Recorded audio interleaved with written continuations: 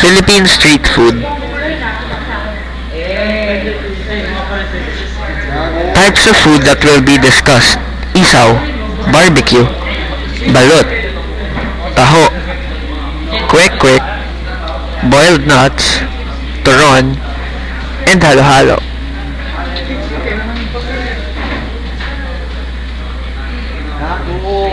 Isaw.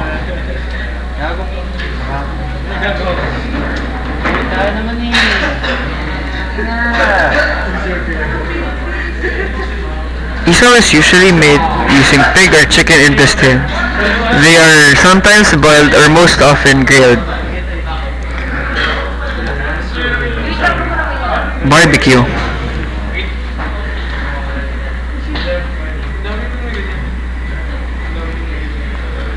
One of the most popular street food in the Philippines. Most of the time, pork is used. The pork is then put on a stick and grilled.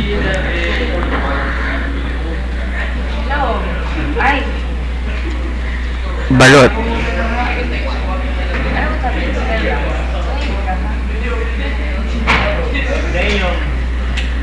A balot is a fertilized duck egg with an embryo that is undeveloped. It is considered a delicacy in the Philippines.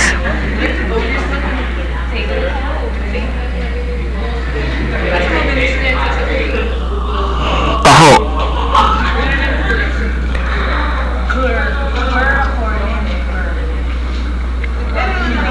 Taho is usually made up of tofu, brown sugar syrup, and tapioca pearls. The sugar syrup gives it its sweet taste.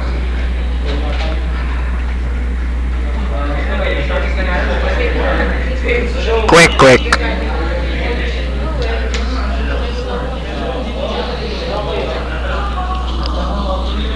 Kwek-kwek is made up of hard-boiled chicken eggs and wrapped in an orange-tinted batter. It is fried until it is golden brown.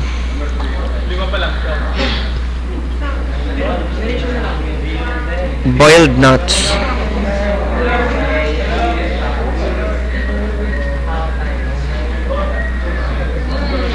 Boiled nuts that are still in their shell. It is usually sold in the streets during traffic so that motorists can buy from their cars.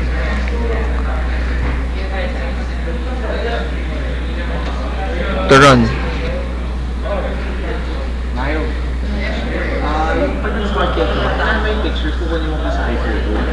Turon is made up of deep-fried bananas wrapped in crepe wrapper. It is usually sold alongside banana Q and kamote Q.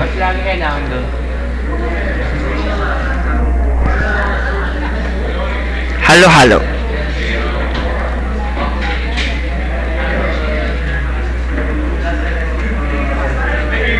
Halo-halo is usually made up of different kinds of beans, makapuno, bananas, jackfruit, nutmeg coco, tapioca pearls, served with plenty crushed ice and sometimes ice cream.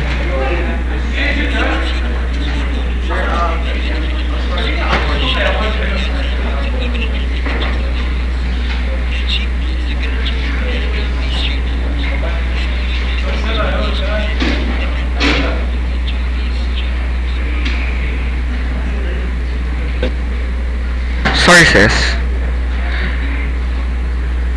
www.wikipilipinas.org, www.flickr.com, www.yahoo.com, www.partnersinrhyme.com, www.google.com.